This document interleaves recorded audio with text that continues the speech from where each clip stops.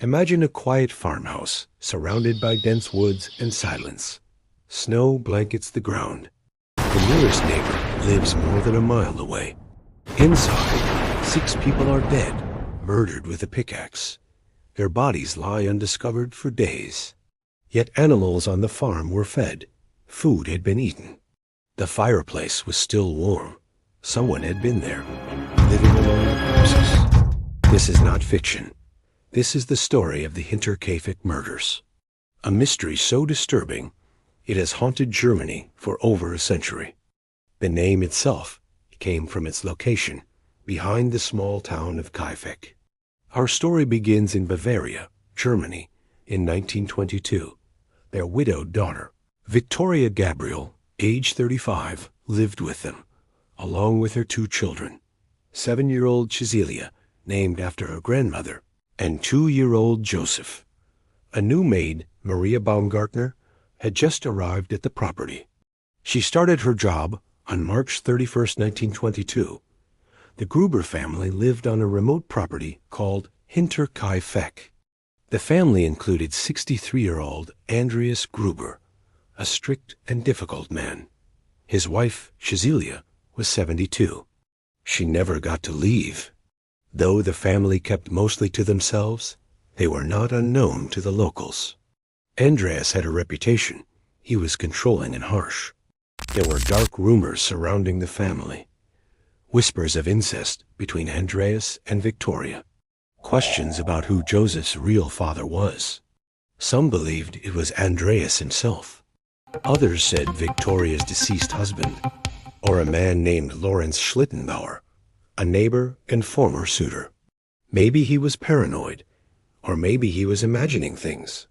But even the previous maid had fled the house 6 months earlier. She claimed it was haunted. She said she heard voices and footsteps. She begged the family to leave. No one had seen the Grubers.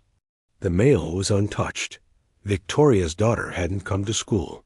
But nobody could prove anything, and no one dared to ask directly. In the weeks leading up to the murders, Andreas began noticing strange things, unsettling things. He told a neighbor he had found footprints in the snow, leading from the forest to the farmhouse, but there were no prints going back. Each had been lured one by one into the barn and murdered with a mattock, a type of pickaxe. He heard footsteps in the attic, but when he checked, no one was there. One day, he found a newspaper in the house. It wasn't theirs. No one in the family had bought it. The house keys went missing. The door to the tool shed, usually kept locked, was found wide open. When he told people in the village, most shrugged it off, but they stayed. Then, on April 4th, 5 days after Maria the maid had arrived, neighbors became concerned. And the animals, normally well fed, were making distressed noises. 3 villagers went to the farm to check on them. Someone had been cooking meals in the kitchen. The livestock had been fed. The cows milked. Beds were slept in. What they found was horrifying. In the barn, under a pile of hay, were 4 bodies: Andreas, his wife Cecilia, Victoria, and young Cecilia. Inside the farmhouse, they found Maria dead in her bed, and Joseph, the 2-year-old child, was murdered in his crib.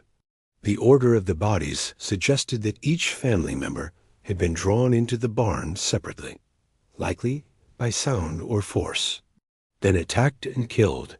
It wasn't just a killing. It was a massacre. But the strangest part? Pulling her own hair out. Whoever had done this had stayed. Joseph, the baby, was murdered in his crib with a single crushing blow to the head. They remained on the property for days. Neighbors saw smoke coming from the chimney. The killer had lived in the home, while 6 bodies rotted nearby. Police arrived and began a detailed investigation, but the case was strange from the start. There was no forced entry, no clear motive, no robbery. All valuables were untouched. But the killer, or killers, had gone to great lengths to cover their tracks. The barn was the first scene examined. Blood had soaked deep into the floor. Autopsies revealed something even more disturbing. He had walked through the barn calmly, even moved the bodies around. Young Shazilia had not died immediately. She was found with clumps of hair ripped from her head. She had survived the first blow, then lay beside her family in the dark, terrified and in pain for hours. Her final moments were spent in unspeakable fear. Inside the house, Maria the maid had been killed in her room, likely in her sleep. The murder weapon was eventually found hidden in the attic, partly confirming what Andreas had suspected all along. Someone had been living there. Whispers of satanic signs. But nothing concrete ever emerged. Watching, waiting, more calculated. And when the moment came, they struck. The investigation expanded rapidly. Dozens were questioned. Suspects were everywhere and nowhere. They claimed they had a likely suspect, but the man had died long ago. Out of respect for surviving relatives, his name was never released. One name stood out: Lawrence Schlittenauer. He had once courted Victoria. Some believed he was Joseph's real father. When he found out Victoria had sued him for child support, he was furious. After the murders, Lawrence was one of the first people on the scene.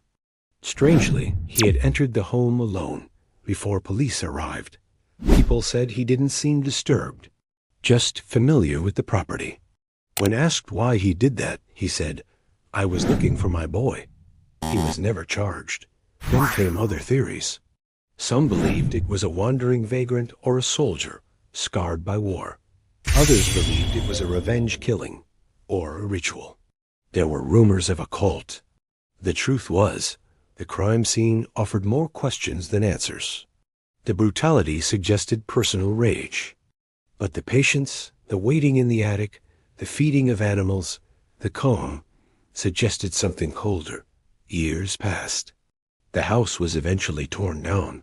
The land was left empty. Locals refused to build on it. Too many said the place felt cursed.